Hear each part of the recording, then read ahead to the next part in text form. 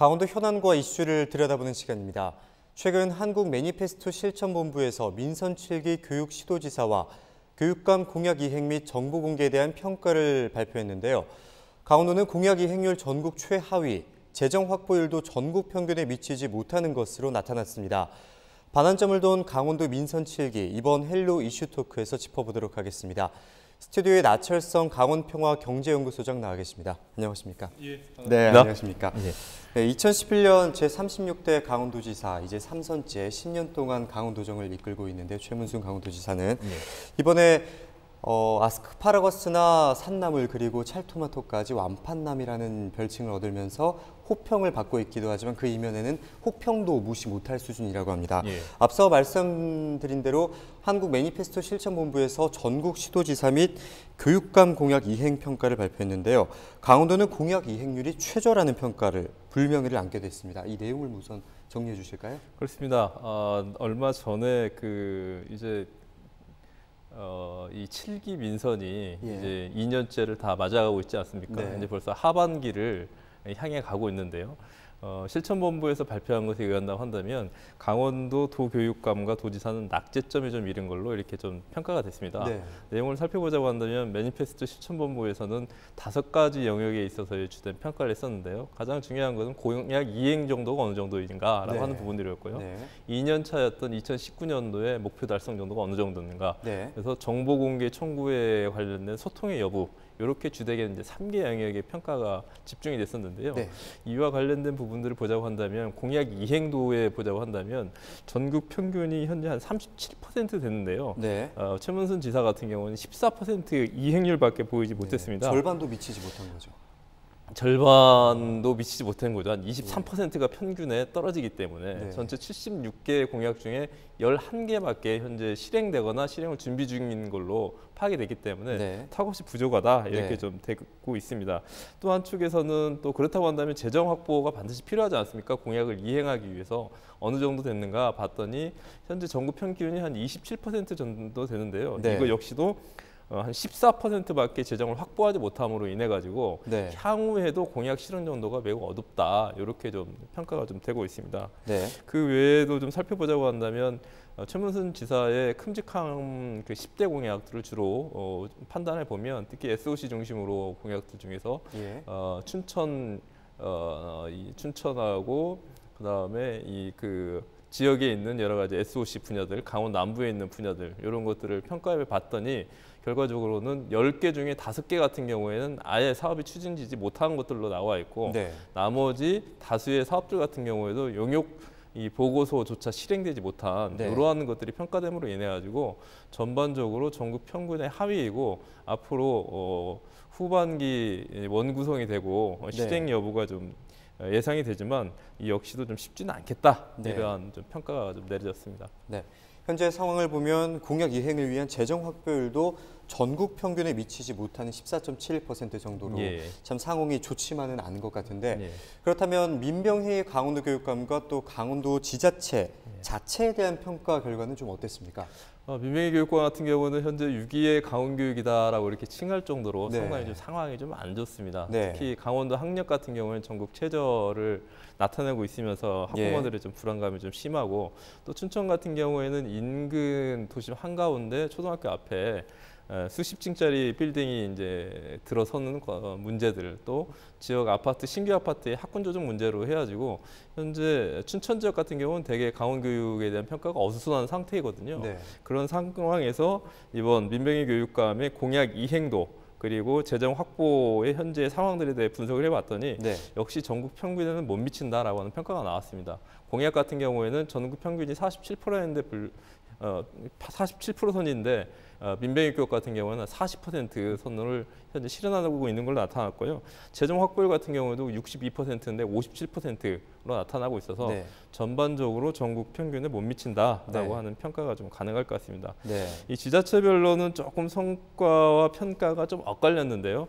이 원주시와 화천군 같은 경우에는 SA 등급, 그러니까 최우수 등급으로 해가지고 네. 공약 이행 정도, 그다음에 정보 공개 청구 정도, 아주 소통 정도가 상당히 높게 나오는데 비해서 네. 이 속초와 인제 같은 경우에는 아예 공약 이행 평가서 제출 같은 경우는 제출하지 않아가지고 최하 등급이 F 등급이 나왔고 네. 또 강릉, 정선, 영월, 철원, 양구 같은 경우에도 상당히 미흡인 D 등급 정도가 나와서 강원도 본청을 비롯해서 도교육청, 그다음에 지자체 단위에서의 지난 2년 동안의 평가를 보면 상당히 좀 안 좋은, 좀 심하게 보자고 한다면 낙제점까지 좀 이런 부분들이 있어서 네. 상당한 분발이 예상된다, 이렇게 좀 평가가 됩니다. 네. 또 지자체마다 평가가 또 엇갈리고 있는 상황이죠. 원주와 화천은 이 두 곳은 최고 등급을 받았고 예, 이 그렇습니다. 반면에 예. 강릉, 정성, 영월, 철원, 양구 5곳은 D 등급 그리고 예. 말씀하신 대로 자료를 제출하지 않은 예. 속초와 인제는 최하위 등급인 F 등급 예, 이렇게 참 그렇습니다. 상황이 전반적으로 평균에 미치지 못하는 상황인 것 같은데 예. 그렇다면 전국적으로 이렇게 평균에 미치지 못하는 결과가 나온 이유에 대해서는 어떻게 보고 계십니까? 뭐 아직 얘기했지만 강원도 본청, 그러니까 예. 강원도청을 중심으로 보자고 한다면 내외적 요인들이 아무래도 좀 작동을 했던 것 같습니다. 네. 강원도의 이번 7기의 슬로건이 평화와 번영의 강원 시대를 열겠다라고 하는 거 아닙니까? 평화의 번영, 그 강원 시대인데요. 근데 실제 본다고 한다면은 이제 남북 관계가 최근에 매우 급격하게 좀 악화되고 있는 상황들 아닙니까? 네. 그러다 보니까 2년 동안 최문순 지사의 제1대 공약이었던 동해선 이 철도와 관련된 부분들도 그렇고 네. 다수의 평화 통일 공약들이 전혀 실현되지 못한 관계가 있고요. 또 두 번째는 코로나로 인해 가지고 현재 뭐 이러지도 저러지도 못한 상황이다 보니까 공약의 진척 전도가 외적인 환경에 의해서 상당히 안 좋은 것만 사실입니다. 네. 그럼에도 불구하고 현재 내부적으로 문제가 없는가라고 본다고 한다면 내적으로도 현재 상당한 문제와 갈등을 안고 있다라고 하는 게 지금 다수의 평가가 이루고 있거든요. 네. 첫 번째 이제 소통의 부재와 관련된 부분들에 대한 예. 평가가 가장 많은 것 같습니다. 네. 특히 레고랜드랄지 알펜시아랄지 또 올림픽 경기장 사후 활용 문제를 처리하는 과정 속에서 네. 지역민과 시민사회와 함께 의견들을 나누기보다는 독자적이고 독선적인 판단에 의해서 현재 어떠한 문제 하나도 해결되지 못한 이러한 어려움에 좀 직면했다라고 하는 것들이고 네. 특히 이제 최문순 도지사 같은 경우는 임기 후반 아닙니까? 벌써 그렇죠. 3기 도정이기 때문에 1, 2기가 지났고 3기고 원래 10년이 지났는데 그렇다고 한다면은 임기 거의 마지막 차에서는 가장 중요한 건 선택과 집중을 통해 가지고 기간의 사업들을 좀 더 벌리기보다는 네. 내실기하는 부분들로 맞춰져 있어야 되는데 네. 올해 같은 경우에도 신년사를 보면 가령 강원도에 인공태양 관련된 사업을 하겠다는 부분들이 있지 앉으면 양자 컴퓨터와 관련된 새로운 산업을 일으키게 되겠다든지 이러한 사업들에 대한 신전망을 내세우고 있거든요. 네. 물론 차세대 사업으로서 의문이 있겠지만 그렇다고 한다면 강원도가 이러한 사업을 구축하기 위해서 제대로 한 인력과 자원과 인프라와 연구시설이 있느냐라고 한다면 그런 상황 같은 경우는 거의 전무하다라고 하는 상황에서 이렇게 본인이 원하는 사업, 요구하는 사업들로 중심으로 끌고 가려다 보니까 현재 성과는 내지 못하고 갈 길은 먼 이런 상황들이 도래했기 때문에 내외적 환경 속에서 어떻게 남은 임기 동안에 정확한 사업의 목표 설정과 그 다음에 재원 투입을 하느냐에 따라서 향후의 방향들이 좀 결정될 것 같습니다. 네, 말씀하신 대로 소통의 부재가 가장 크고 또 강원도 종합평가를 살펴보면 공약 이행률과 목표 달성 그리고 주민 소통 단계에서 우수 등급을 하나도 받지 못했다 예. 이러한 조사 결과도 있는데 이에 대해서 사업을 그냥 벌리기보다는 예. 선택과 집중을 통해서 예. 내실을 다져야 한다 이렇게 예. 짚어주셨습니다. 강원도 전반에 걸쳐서 이제 공약 이행률이 이렇게 저조할 경우에는 득보다는 아무래도 실이 많겠죠.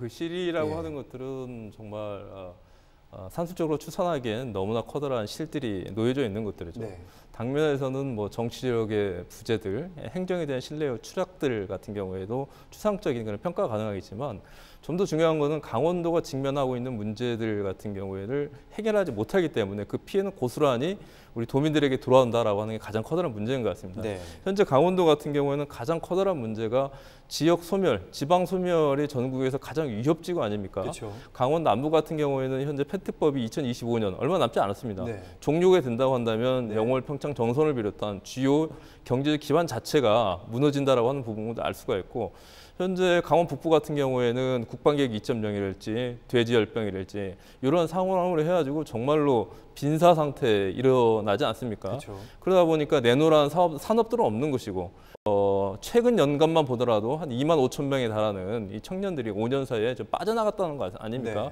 그렇게 된다고 한다면 전국에서도 가장 150만밖에 되지 않는 우리 광역단체제인데요. 이렇게 된다고 한다면은 빠져나간 인구는 갈수록 많고 고령화 때문에 인구는 네. 갈수록 줄어들고 네. 그럼에도 불구하고 차세대 산업과 이와 관련된 일자리를 준비하지 않는다고 한다면 네. 강원도의 존재 자체에 대한 네. 그러한 그 골든타임이 현재 시각이라고 네. 최문순 지사와 도내 정치권 자체가 진단하고 있는 부분들이거든요. 네. 이러한 부분들에 대한 정확한 진단과 약속이 이행되지 못한다고 한다면 강원도는 정말로 네. 현재 직면한 어려움들에 있어서 현실적인 어려움으로 부딪히지 않을까, 맞부딪히지 않을까라고 하는 우려들이 더 심화되는 것들이죠. 네, 말씀하신 대로 초고령화 사회에다가 이제 청년들의 인구 유출 문제 여기에 대해서 일자리 사업을 미리 준비해서 좀 사후 약방문이 되지 않도록 철저하게 대비를 해야 할 것 같은데요. 다시 민선 7기 최문순 도정의 이야기로 돌아가서 최근에는 최문순 지사가 아까 말씀하셨듯이 감자 등 강원도 특산물을 완판시키면서 완판남이라는 별칭과 인기를 얻었습니다. 직무 수행에서는 긍정적인 평가를 받은 반면에 또 레그랜드와 설악산, 오색 케이블카 일부 사업에 대해서는 소통 없는 강행으로 갈 길을 잃은 것이 아니냐 이런 지적도 나오고 있는 상황이죠. 예. 그래서 이게 참 문제가 되는 것 같습니다. 아무튼 기분 좋은 소식이죠. 우리 도지사가 완판남이라고 하는 그런 이미지를 가지고 어느 단체장도 가지지 못한 그런 브랜드와 그런 마케팅 효과를 누리고 있는 거 아닙니까? 그렇죠. 그럼에도 불구하고 1년 예산에 6조가 넘는 예산을 운용을 하고 150만 대표로서 대표적인 성과로 이 완판남이라고 하는 지역의 농산물을 다수를 판매했다는 것만 가지고 성과를 가져가기에는 너무 미흡한 부분들이 아닙니까? 네. 그러다 보니까 지역에서는 현재 최문순 도정들이 극복해야 될 가장 우선적 과제로 현재 소통과 역량에 대한 정비들을 이제 제기를 하고 있는 부분들이거든요. 네. 특히 알펜시아 매각 같은 경우에는 좀 희극적으로 끝났다고 할까요? 네. 이게 현재 뭐 1조 원에 달하는 매각 대금에 관련돼서 2월 달에 네. 최문순 지사가 직접 당시 매각을 하겠다는 그 사장을 불러다가 정말 이번 같은 경우는 매각을 반드시 성공하겠다라고 하는 그런 약속과 기자회견을 대대적으로 하지 않았습니까? 네. 1조에 달하는 사업들인데 불과 한 달 만에 15억 선수금이 없어가지고 사업이 파산이 나는 이런 어처구니 없는 상황들이 이제 발생했던 부분들이거든요. 이 안에 본다고 한다면은 도내 행정과 단체장 간에 있어서의 소통과 이 행정의 결정의 과정의 문제들 같은 경우에 제대로 작동되고 있는가라고 하는 막은 의심을 던졌던 것들이고 레고랜드 같은 경우는 중도 문제 같은 경우는 더욱더 심각한 문제를 나타내고 있는 거 아닙니까? 그렇죠. 특히 현재 레고랜드 같은 경우에는 부채만 해도 중도 개발 공사만 가지고 있는 게 이제 2천억 원 되는데요. 이런 부채 문제를 해결하지 못하다 보니까 다음 진도가 나가지 않고 있습니다. 그러다 보니까 현재 거의 1조 2천억을 부채를 가지고 있는 강릉 갱활공사에 주차장 부지를 떠넘기고 이제 선사 유적지를 춘천시에 떠넘기는 과정 속에서 지역 주민들과의 대립들, 시민사회들과의 대립들, 전문가 집단 간의 갈등들, 다양한 요소들이 표출되기 때문에 강원도정이 현재 어디로 가고 있는가라고 하는 의문들을 많이 제기하고 있기 때문에 이러한 부분들에 대해서 아무튼 최문순 도지사가 아마 다음 달이 7월 달이 본격적인 후반기를 맞이하지 않습니까? 이때 대도민 메시지를 좀 내놔야 되지 않을까 이렇게 좀 판단합니다. 네, 말씀하신 대로 또 강원 발전의 청사진으로 제시했던 사업 중에 절반가량이 이 재원을 마련하지 못해 아직까지 첫 삽조차 떼지 못했습니다. 재정 확보에 빨간불이 켜졌다 이러한 목소리도 나오고 있고 전국 평균 재정 확보율이 28.17%인데 우리 강원도는 14.71, 절반 정도에 미치지 못한다 이런 평가가 나오고 있는데 재정 확보율이 전국 최하위인 강원도가 앞으로 재원 규모가 이 큰 사업들을 지속해 나갈 수 있을지 이러한 것도 의문점이 듭니다. 이 부분을 좀 강조해서 함께 좀 우리가 고민해야 할 부분들이 아닌가 싶은데요. 지금 강원도는 거의 20년 동안 올림픽만 보고 왔습니다. 올림픽이 끝나면 강원도의 새로운 시대가 열리는 것처럼 알펜시아라고 하는 그 리조트 이름이 아시아의 알펜시아를 만들겠다라고 하는 그런 이름을 담지 않았습니까? 그런 그렇죠. 만큼 우리가 올림픽에 대한 기대가 컸는데 올림픽 이후에 현재 강원도가 2년 후에 닥친 모습을 보면 어려운 과제들만 산적했는데 그 중에 하나가 재정 문제입니다. 현재 강원도의 공공기관이 강원개발공사를 비롯해가지고 출연 출자 기관이 한 20개가 됐는데요. 여기 현재 빚만 한 1조 현재 5천억 원에 달하는 이런 어마어마한 상황으로 좀 늘어나고 있는 거거든요. 불과 1년 전만 하더라도 한 2,500억 정도가 늘어났으니까요. 네. 상당한 수준이 되지 않겠습니까? 그렇죠. 그런데 여기다 뿐만 아니라 지난 올림픽 기간에 각종 사업을 벌이느라고 지방채, 채권을 발행을 했거든요. 그리고 또 지금 코로나 때문에 또다시 채권을 발행해야 되는 상황들이기 때문에 네. 내년이 되게 될 경우에는 강원도 이 부채가 네. 전체가 이 공공기관에 가지고 있는 빚과 그다음 지방채 발행액이 2조 원이 넘어서게 됩니다. 네. 2조 원이라고 하면 어느 정도라고 한다면 이자율 2%에서 3%만 본다고 하더라도 연간 이자만 600억에서 700억을 내줘야 된다라고 네. 하는 이런 어마어마한 재정의 소요가 되는 거거든요. 그런다고 했을 때 세입은 계속 늘 것이냐? 본다고 한다면 세액을 늘어날 수 있는 새로운 산업들도 동력이 마련되지 못했기 때문에 어려움도 가중되는 상황들입니다. 예. 근데 이러한 상황들이 때문에 네. 강원도의 하반기, 후반기 이 전략 같은 경우에는 앞서 말씀드렸지만은 거대한 사업들, 새로운 사업들, 거창한 사업들보다도 정말로 우리가 잘할 수 있는 사업들을 선별해내고 네. 이 사업을 통해 가지고 우리 도민들에게 알토락같이 네. 그 선과가 넘어갈 수 있도록 하는 이런 지혜 있는 전략이 좀 필요하지 않나 이렇게 좀 보여집니다. 네. 말씀하신 대로 거창한 사업들보다는 실질적으로 도민들에게 도움이 될 수 있는 좀 해안을 가져야 할 것 예. 같은데 여기에 또 정의당 강원도당에서는 제10대 강원도 의회를 두고 출석률은 높으나 강원도지사 거수기라는 강도 높은 비판을 했습니다. 뭐 출석률이 100%라는 것은 착실하게 의정 활동을 했다고 볼 수 있지만 또 여기에서 문제되는 것이 예산 통과율도 100%다. 예. 네, 이 집행부에 견제를 해야 하는데 예. 이러지 못했다는 비판을 받고 있는데 여기에 대해서도 한번 짚어주실까요? 그러다 보니까 강원도 의회가 결국 거수기를 전랑한 것 아니냐라고는 네. 비판의 목소리가 높은 것들이죠. 최문순 도정 전까지만 하더라도 현재 야당이었던 당이 여당이지 않습니까? 그렇죠. 그동안에 많은 불만들이 많이 있었는데요. 이제 그러면서 최문순 도정이 되면서 새로운 희망을 가졌던 것들이고 특히 이제 이번에 7대에 들어와서는 민주당 의원들이 46석 중에서 35석 그러니까 4분의 3이라고 하는 압도적 다수를 차지했기 때문에 네. 강원도에 무엇인가 새로운 변화가 행정과 입법기관에서 실현되지 않겠는가라고는 기대가 컸었거든요. 근데 앞서 말씀하셨던 것처럼 물론 출석은 잘했지만은 강원도의 예산에 대한 통과랄지 행정심의에 대한 통과를 본다면 거의 뭐 98%에 이르는 거 아닙니까? 네. 거의 뭐 그냥 좋은 의미에서 보자고 한다면 합의 통과가 될 수 있겠지만 네. 나쁜 의미에서 보자고 한다면 도의의 가장 중요한 도민의 역할은 감시와 견제의 기능들이 산실했다라고 네. 비판도 가능한 부분들이거든요. 지난 한금석 의장 같은 경우는 전반기 도의회를 좀 정리를 하면서 네.